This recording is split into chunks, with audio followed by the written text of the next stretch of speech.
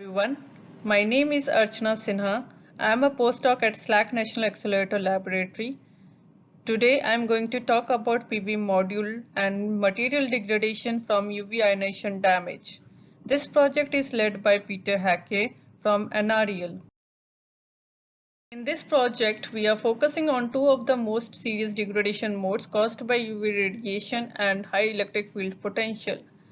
At the higher system voltage bias, the PV module becomes more susceptible to power degradation and reduced durability, the impact of which varies with the bias polarity.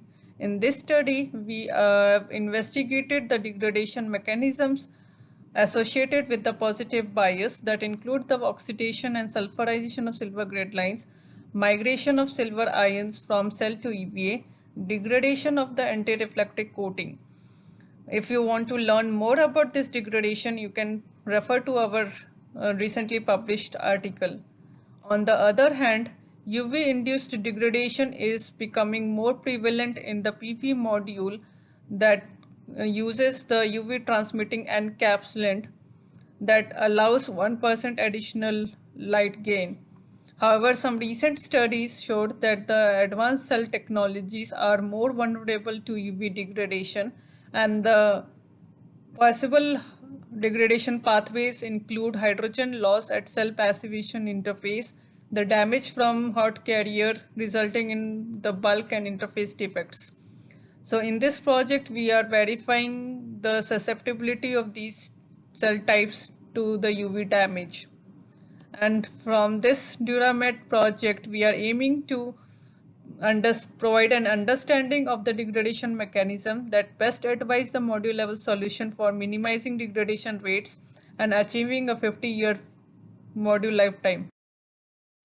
As most of us know that the solar cells suffer from various light-induced degradation modes, for example, boron-oxygen LID, that is responsible for power drop during the initial period of PV operation. However, it gets stabilized after a few days of light exposure. On the other hand, LITID is activated at an elevated temperature and is mainly seen in multi-perk solar cells.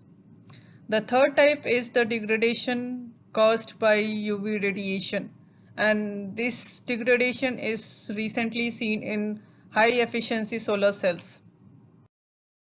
To investigate this degradation, we performed a UV exposure test at cell temperature 45 degrees Celsius, low enough to avoid LITID mechanism. The test duration was 2000 hours, which is equivalent to 2 years of outdoor UV exposure in high insolation rich locations such as Phoenix or Miami. The degradation in the test samples was quantified by the IV flash measurement, and more extensive characterization are ongoing. The experiment was conducted on various cell technologies, including the modern cell designs such as heterojunction IBC, PERT, and PERC, as well as the aluminum BSF cells. The test samples also contain some bifacial cells which were exposed from front and rear sides. So the test is conducted in three different rounds. First, on bare cells to identify the cell types that are most affected by the UV degradation. The second, on the bare cells with the UV cut filters to identify the UV wavelengths causing more damage to the cell. Third, on the mini modules with varying UV cut encapsulant. So far we have completed test round 1 and 2, the results of which I will cover in the subsequent slides. The test round 3 is going to start very soon. So prior to the UV exposure test, the test samples were preconditioned in the outdoor to stabilize from boron oxygen LID at sufficiently low temperature. The cells were placed under a transparent PMMA sheet to filter off UV radiation and avoid any UV induced degradation before the test. This is the picture of light soaking setup in outside the SLAC building. The chart shows percentage change in IV parameters after 2000 hours of UV exposure for different cell technologies. Among all the cell types, aluminum BSF cells showed the least degradation and least variation, whereas the heterojunction solar cells exhibited the highest Pmax degradation with significant losses in VOC and fill factor. This could either be due to an increase in sheet resistance of the front TCO layer or the deterioration of the passivating interface. The other cell types, IBC, PERT, and PERC, are also badly affected by UV radiation and causing a significant ISC loss. These new cell architectures are believed to have less reliance on a highly doped front surface field, which degrade over the time. The average Pmax degradation in this test was 0.6% per year with a maximum of around 4% per year. We hence verified that the modern cell designs exhibited greater power reduction than the conventional aluminum BSF cells. I am presenting a case study from the chemical characterization. We used SIMS technique to measure the change in hydrogen concentration after the aging test. The plot shows the intensity equivalent to the concentration of an element as a function of depth. So in IBC cell, there is an increased concentration of hydrogen at silicon oxide silicon interface and the underlying silicon layer. This excess hydrogen forms the cluster in the bulk of silicon and facilitates the carrier recombination, resulting decrease in the ISC and VOC. And there was no change in the elemental profile of silicon, oxygen, and nitrogen. The same observation was seen in the XPS depth profile, which is used to examine the surface chemistry. This plot shows that the atomic concentration of silicon, oxygen, and nitrogen are less affected after the aging test. So, though the XPS can only detect elements other than hydrogen, it provides the complementary information about SIMS results. In the case of bifacial cells, we compared the sensitivity of front versus rear surfaces. The heterojunction solar cells showed the highest degradation with a greater reduction of VOC and fill factor at rear side exposure. Similarly, the PERT and PERC also showed a dramatic drop in the ISC when illuminated from the rear surface. This outlines that the back surface of the bifacial cells is more susceptible to UV degradation as compared to the front side.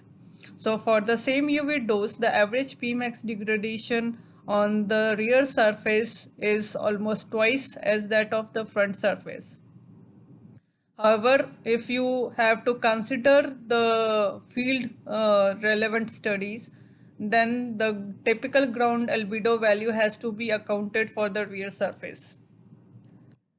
We must note that the degradation observed so far is without any consideration of the spectral effects of the glass and encapsulant of PV module.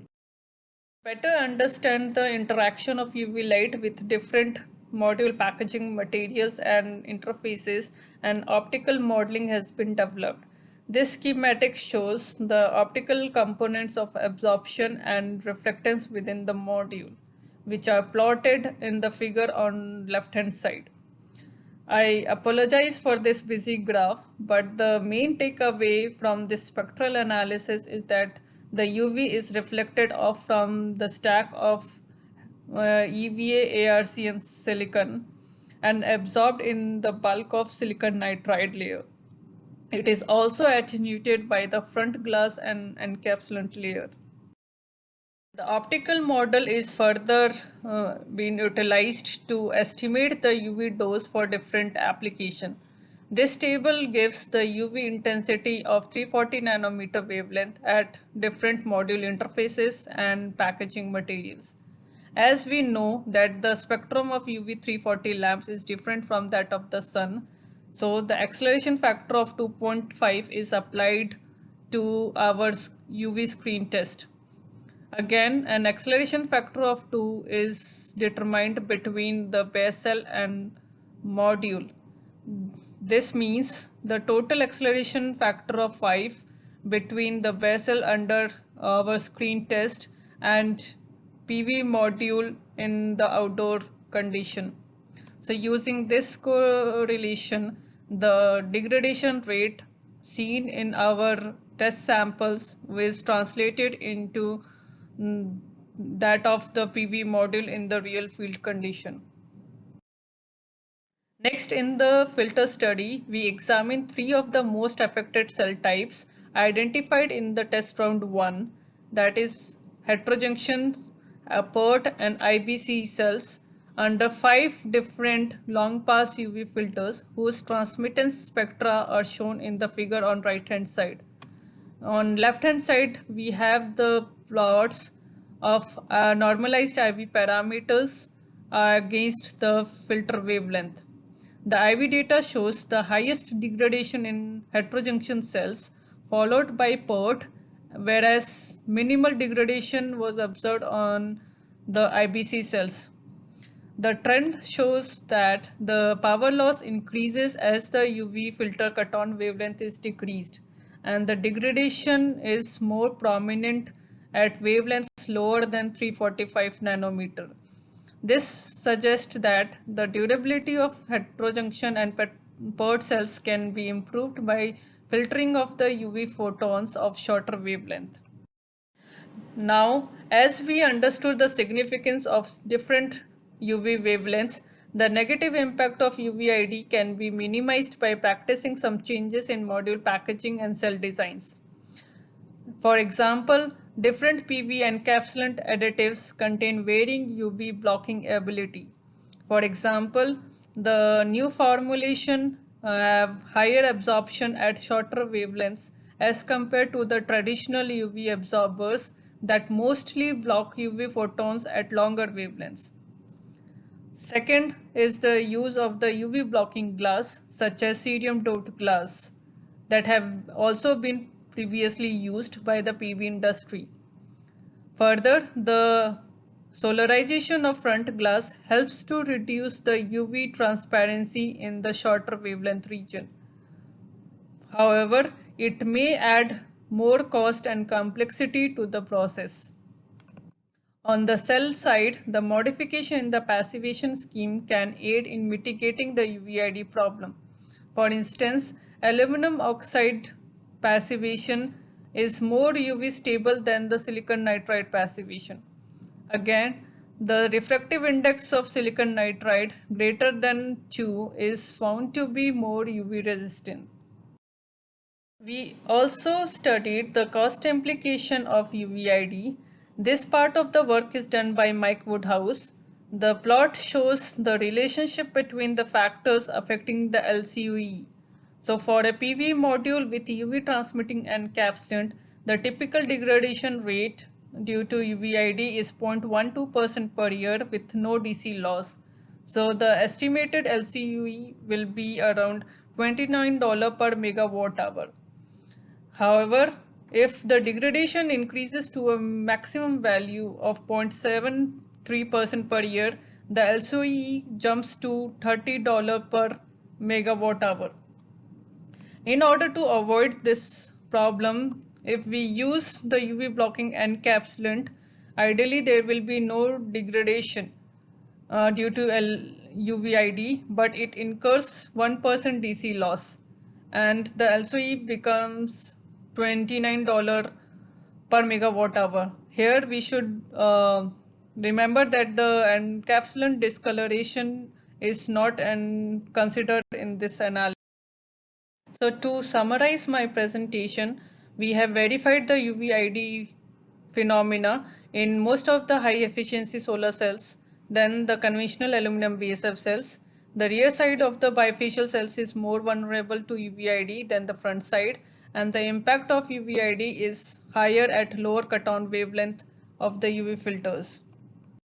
But not the least, I would like to thank our project collaborators the Duramed, and the US Department of Energy for supporting our work. With this, thank you for listening.